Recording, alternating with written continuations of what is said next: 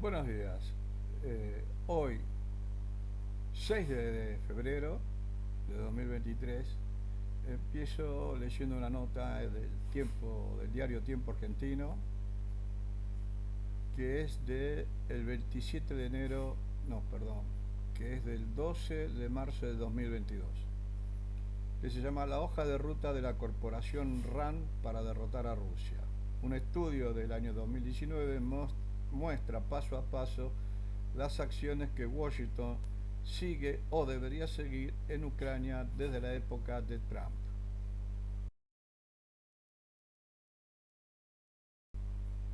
Alberto López Girondo. Muestro todo esto porque es lo que corresponde, porque yo no soy analista ni periodista, solamente le estoy informando dónde está la información, estas notas. La corporación RAND fue creada en 1948 como parte del aparato militar industrial de Estados Unidos y con eje central en la confrontación con la Unión Soviética.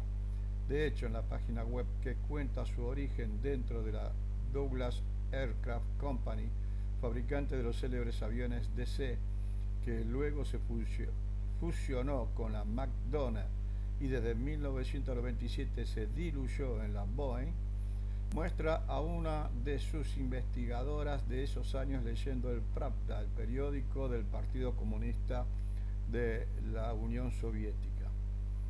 En la actualidad se jacta de ser una organización no partidaria y sin fines de lucro, que ayuda a mejorar las políticas y la toma de decisiones a través de la investigación y el análisis.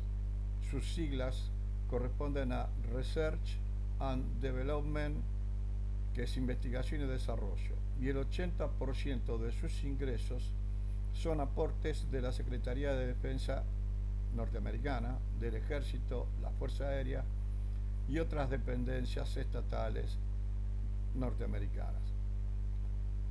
En enero pasado, está hablando del 2022, antes de la invasión a Ucrania, el fundador del portal Voltaire.net, el francés Thierry Meyssan, de la cual yo hice, nombrándolo también a Thierry Meyssan, hice 10 notas sobre los straussianos que están metidos acá en la RAN. Encuadraba las movidas de los últimos años en Siria, Bielorrusia, el Alto Karabaj y Kazajstán, en un informe de la RAND de mayo del 2019 titulado Sobre extender y desequilibrar a Rusia.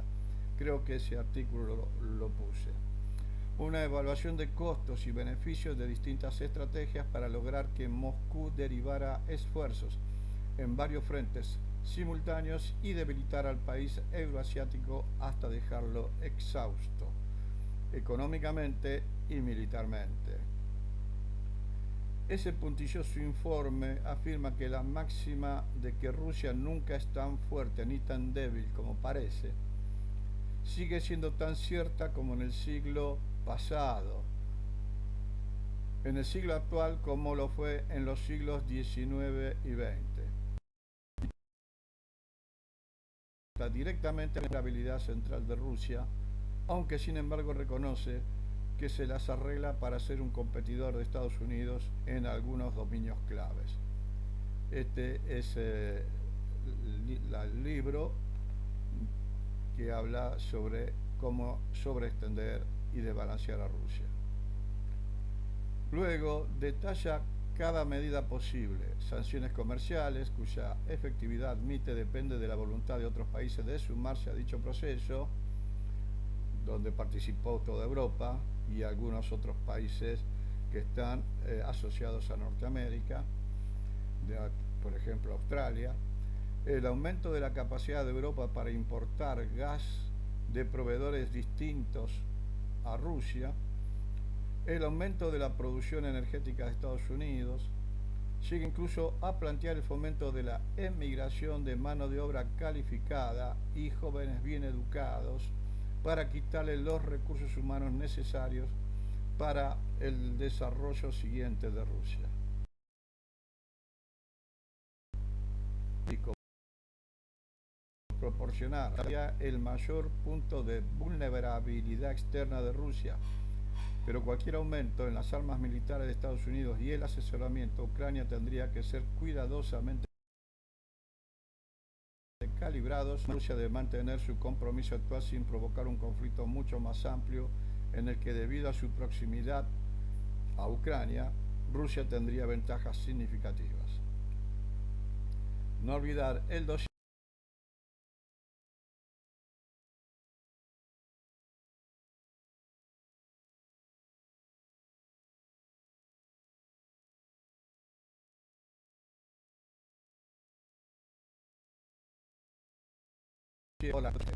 y ciertamente atraería la atención de Moscú y aumentaría la ansiedad rusa, puntualiza.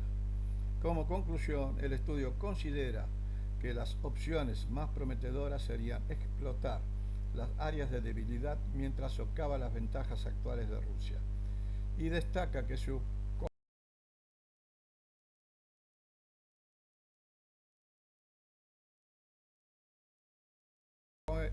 termina asegurando que la mayor ansiedad de los líderes rusos se deriva de la estabilidad y la durabilidad del régimen, y las mayores fortalezas se encuentran en los ámbitos militar y de guerra de la información. Papeles en los 70, el think tank se vio envuelto en un escándalo que Steven Spielberg reflejó tangencialmente en su película The Post, pero otros films focalizan en Daniel Ellsberg, un investigador de la RAND que trabajó en un informe sobre la guerra de Vietnam. El documento era ultra secreto y mostraba que la guerra no se podía ganar, pero fundamentalmente la guerra de Vietnam, que Estados Unidos se había involucrado en una contienda en el sudeste asiático en base a mentiras de gobiernos de ambos partidos desde varias décadas anteriores. Ellsberg filtró los llamados papeles del Pentágono, 7.000 documentos fotocopiados a escondidas, al diario The New York Times y al Washington Post.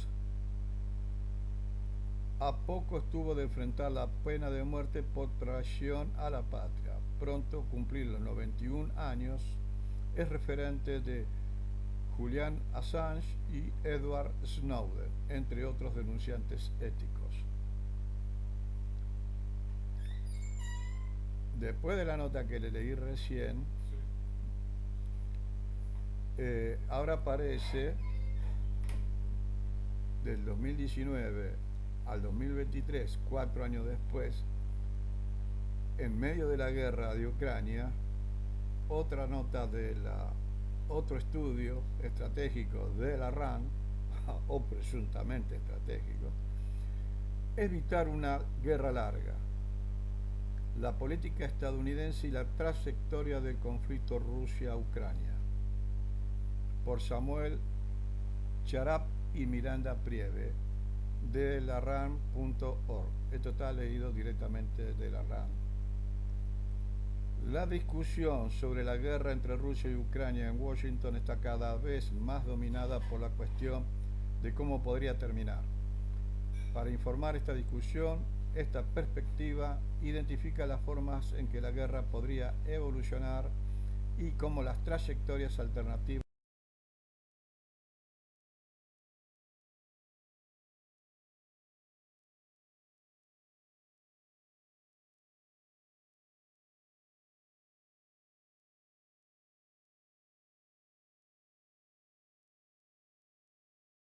afectarían al 19, como se refleja en el diario Tiempo Argentino. Los costos y riesgos de una larga guerra en Ucrania son significativos y superan los posibles beneficios de tal trayectoria para Estados Unidos. Aunque Washington no puede determinar por sí mismo la duración de la guerra, puede tomar medidas que hagan más probable un final negociado del conflicto. Basándose en la literatura sobre la terminación de la guerra, los autores identifican impedimentos clave para las conversaciones entre Rusia y Ucrania, como el optimismo mutuo sobre el futuro de la guerra, o sea que los dos tienen la esperanza de ganar la guerra, o sea, Ucrania y Rusia. y el pesimismo mutuo sobre las implicaciones de la paz. La perspectiva destaca cuatro instrumentos de política que Estados Unidos podría usar para mitigar estos impedimentos: aclarar los planes para el futuro apoyo a Ucrania, hacer compromisos con la seguridad de Ucrania, emitir garantías sobre la neutralidad del país, algo que tendría que haber hecho antes de finales de 2022 y no hubiese empezado la guerra, y establecer condiciones para el alivio de las sanciones a Rusia, o sea, quitarle las sanciones a Rusia.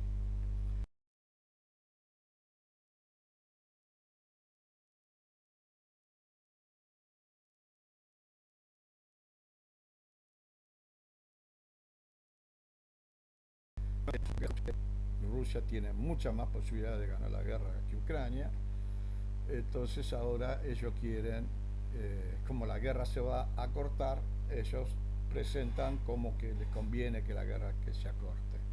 Bueno, sigamos con otra nota, que es el ejército estadounidense es capaz de aprender de la guerra de Ucrania. Esto está en foreignpolicy.com. El Pentágono ha aprendido lecciones dolorosas en el pasado y es posible que tenga que volver a hacerlo.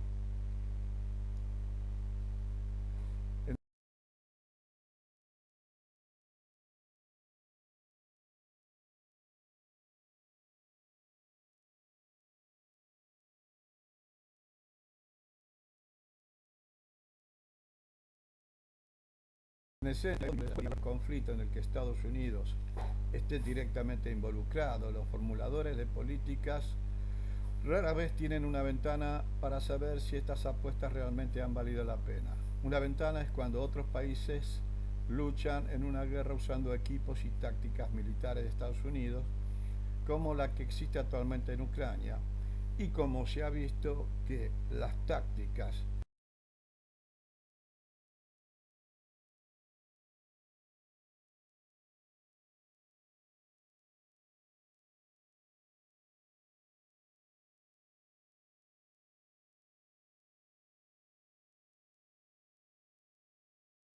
y la casi derrota de Israel provocó un reexamen exhaustivo de las armas y tácticas estadounidenses. Claro, no perdió la guerra porque Norteamérica enseguida hizo un puente aéreo y naval, llevándole todo tipo de armamentos para mantenerlos activos hasta que los otros fueran perdiendo los armamentos que tenían, y pasó entonces a tener más armas Israel que Egipto y Siria. Y ahí se ganó la guerra. ¿Qué es lo que va a pasar justamente en Ucrania? Para fin de año Rusia piensa tener 4.000 tanques, cuando la OTAN le va a entregar no más de 500 a Ucrania, que para ese momento le estarán sobreviviendo 100 tanques o 150 tanques de todos los que tenía. Hoy la guerra de Rusia plantea una vez más la pregunta de si Estados Unidos necesita reexaminar la forma en que se prepara para futuros conflictos. No solo las armas que compra, sino también cómo visualiza las guerras de las grandes potencias en el siglo XXI y si serán breves. Cuando en 1973 Estados Unidos tuvo por última vez una ventana hacia el futuro del conflicto sin tener que haberlo peleado, Israel fue sorprendido por el ataque sorpresa de una coalición liderada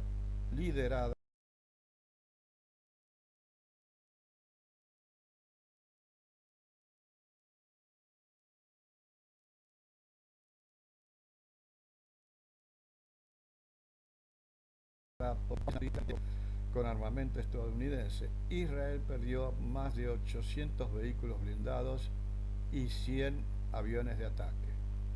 Apenas 6 años después de que Israel sorprendiera al mundo al aplastar rápidamente a un ejército árabe combinado durante la Guerra de los 6 días. La guerra de Yom Kippur se mantuvo en un marcado contraste a esas guerras de 6 días. Y se prolongó esa guerra de Yom Kippur durante semanas, que eso obligó a requerir la asistencia de emergencia a Estados Unidos, que está por estar cerca de la derrota. La guerra de Yom Kippur fue una llamada de atención no solo para Israel. Aunque Estados Unidos no fue un participante directo, los líderes del ejército de Estados Unidos fueron testigos en tiempo real de cómo el equipo y las tácticas de Estados Unidos, utilizados por el ejército israelí, se enfrentaron a sus homólogos soviéticos en los ejércitos sirios y egipcios. A Estados Unidos no le gustó lo que vio. Si las fuerzas estadounidenses no se adaptaban, supuso Washington, podrían estar igualmente cerca de derrota o algo peor en un posible conflicto futuro, enfrentando directa o indirectamente a Rusia. Y así el ejército estadounidense se puso a trabajar estudiando todos los aspectos de la guerra. A partir de esa lección el ejército desarrolló una nueva doctrina, Erlang Battle, así como un régimen de entrenamiento actualizado que estableció un nuevo modelo para el ejército posterior a la guerra de Vietnam y posterior al reclutamiento. Y aunque Estados Unidos nunca luchó directamente contra la Unión Soviética durante la Guerra Fría, la guerra de Yom Kippur y las lecciones que Estados Unidos aprendió de ella proporcionaron la base intelectual de cómo combinar maniobras terrestres, potencia aérea de precisión y velocidad general.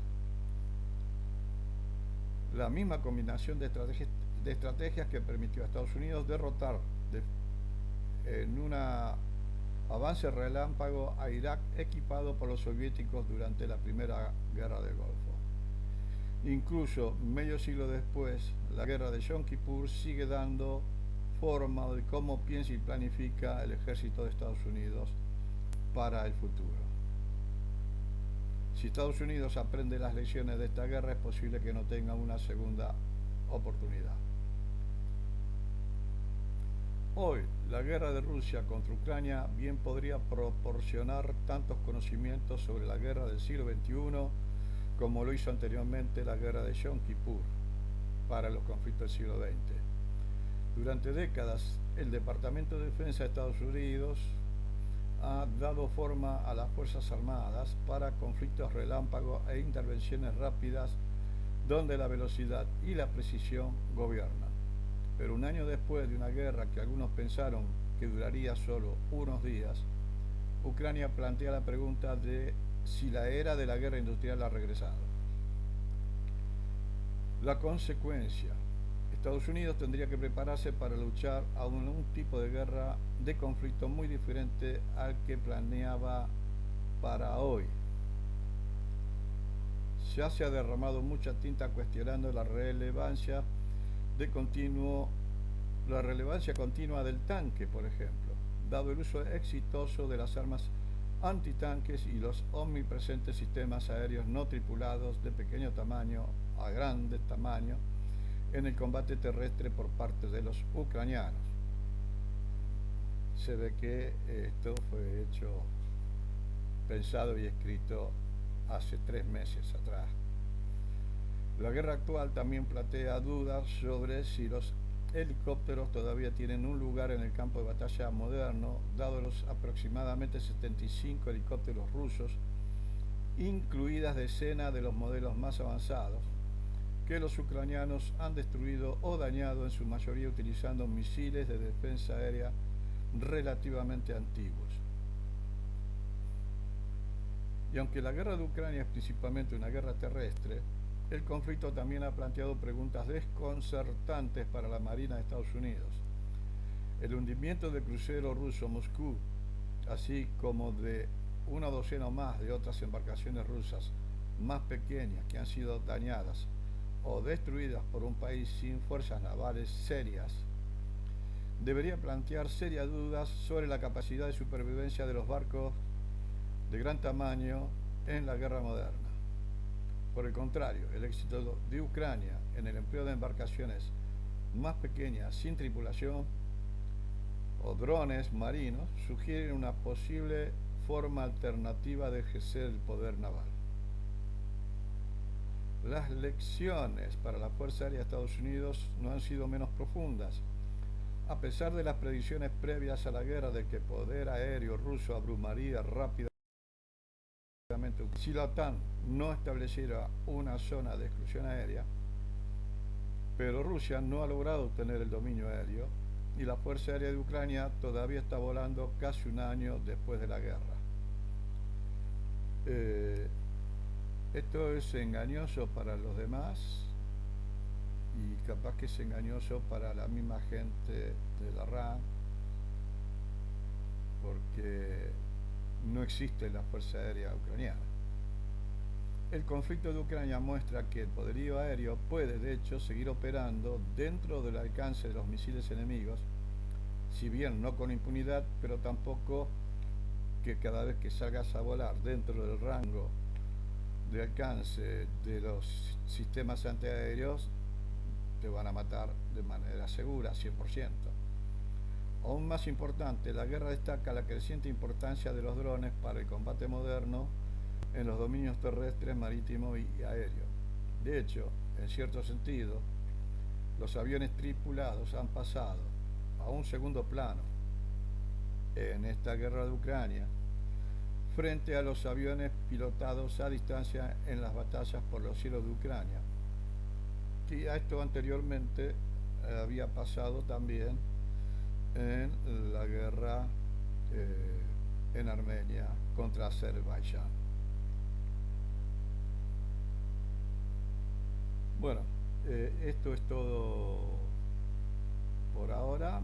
He leído 3 artículos de RAND y 2 artículos de RAND y uno de foreignpolicy.com. Los 3, la verdad, interesantes.